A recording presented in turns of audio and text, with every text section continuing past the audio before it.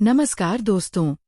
आज हम एक ऐसी किताब की बात करने जा रहे हैं जो आपकी सोच को पूरी तरह बदल सकती है।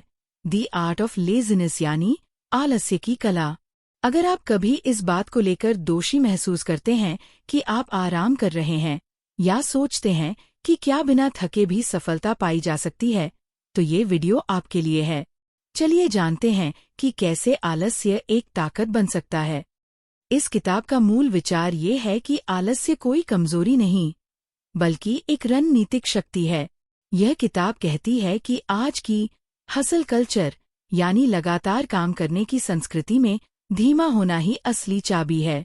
जब हम गैर जरूरी कामों को छोड़ते हैं तो हम अपनी ऊर्जा, ध्यान और रचनात्मकता को सही दिशा में लगा सकते हैं। किताब का एक जबरदस्त संदेश है, आलस्य दुश्मन नहीं है। जब इसे सही दिशा में लगाया जाए तो ये हमें स्मार्ट और कुशल समाधान देता है। सोचिए, कई महान आविष्कार उन्हीं लोगों ने किए जो जीवन को आसान बनाना चाहते थे। आलस्य जब इरादे के साथ जुड़ता है तो वह नवाचार बन जाता है। लेखक एक महत्वपूर्ण विचार साझा करते हैं, हाई लिवरेज टास्क्स यानी ऐसे काम जो सबसे ज्यादा असर डालते हैं। हमें हर काम करने की जरूरत नहीं है, बल्कि उन कामों पर ध्यान देना चाहिए जो वाकई मायने रखते हैं। यही है स्मार्ट वर्किंग का असली मतलब। अब बात करते हैं समय और ऊर्जा की।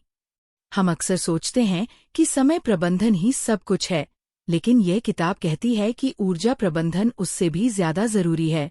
समय सीमित है, लेकिन ऊर्जा को फिर से पाया जा सकता है। जब हम अपनी ऊर्जा को सही तरीके से संभालते हैं तो हम ज्यादा प्रभावशाली बनते हैं।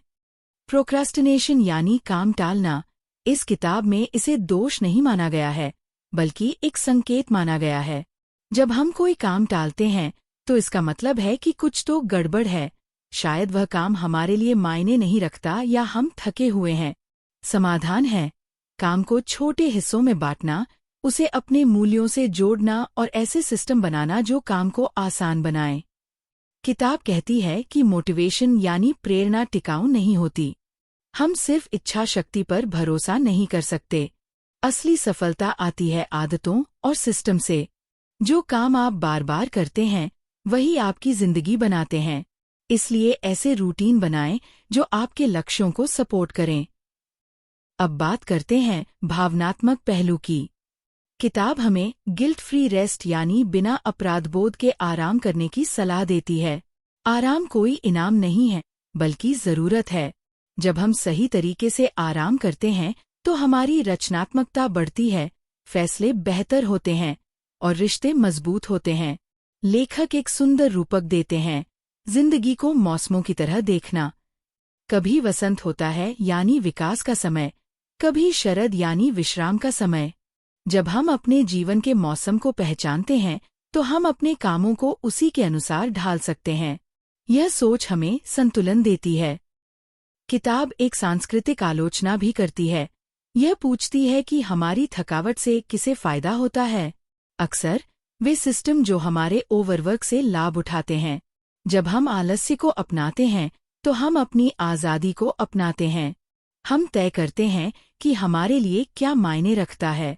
अंत में किताब कुछ व्यावहारिक टूल्स देती है, जैसे कि जर्नलिंग से ये जानना कि आपकी ऊर्जा कहाँ जा रही है, प्राथमिकताओं को स्पष्ट करने के लिए एक्सरसाइज, ना कहने की कला, और एक ऐसी जिंदगी डिजाइन करने की रणनीति जो सिर्फ दिखने में नहीं, महसूस करने में भी अच्छी हो। तो निष्कर्ष क्या है? द आर्ट ऑफ लेज़ीनेस सिर्फ एक किताब नहीं है, बल्कि एक सोच है। ये हमें सिखाती है कि अपनी ऊर्जा का सम्मान करें, अपनी अंतर्ज्ञान पर भरोसा करें और एक ऐसी जिंदगी बनाएं जो शांत और प्रभावशाली हो। ये याद दिलाती है कि आराम क्रांतिकारी है और आलस्य जब इरादे के साथ हो तो वह समझदारी है।